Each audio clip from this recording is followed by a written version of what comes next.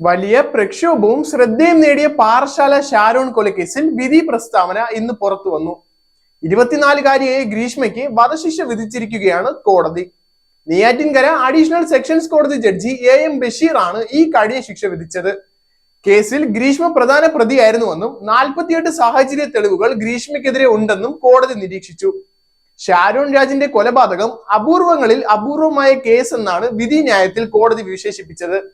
2022 October 14-നാണ് Sharon ഗ്രീഷ്മയുടെ വീട്ടിലേക്ക് വിളിച്ചു വരുത്തപ്പെടുകയും കീടനാശിനി കലർത്തി കൊടുക്കപ്പെടുകയും ചെയ്തത്. വിഷം കഴിച്ചതിനെ തുടർന്ന് ശാരീരിക അവയവങ്ങൾ അഴുകിയതോടെ ഷാരോൺ ഒക്ടോബർ 25-ന് തിരുവനന്തപുരം മെഡിക്കൽ കോളേജിൽ മരണപ്പെടുകയായിരുന്നു. പ്രതിക്ക് പ്രായവും വിദ്യാഭ്യാസവും ഒരുതരം സഹാനുഭൂതി ലഭിക്കാൻ ഉപകരിച്ചില്ലെന്ന് കോടതി വ്യക്തമാക്കിയിട്ടുണ്ട്.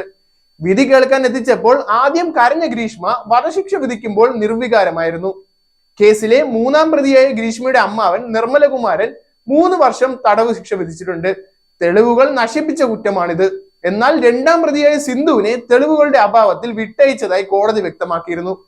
മരിക്കുന്ന കിടക്കയിൽ പോലും ഷാരോൺ ഗ്രീഷ്മയെ സ്നേഹിച്ചിരുന്നുവെന്ന് കോടതി വ്യക്തമാക്കി. ഗ്രീഷ്മ ചെയ്തത് വിശ്വാസവഞ്ചനയാണെന്നും കോടതി ചൂണ്ടിക്കാട്ടി. Zag news, Thiruvananthapuram. നേരിന്റെ വാർത്തകൾ നിങ്ങളുടെ വിരൽത്തുമ്പിലെത്താനായി സാഗ് ന്യൂസ് ചാനൽ സബ്സ്ക്രൈബ് ചെയ്തും ഷെയർ ചെയ്തും ഒരു ശരിയായ മാധ്യമ നിലപാടിനൊപ്പം നിൽക്കാൻ ഞങ്ങൾ നിങ്ങളെ ക്ഷണിക്കുന്നു.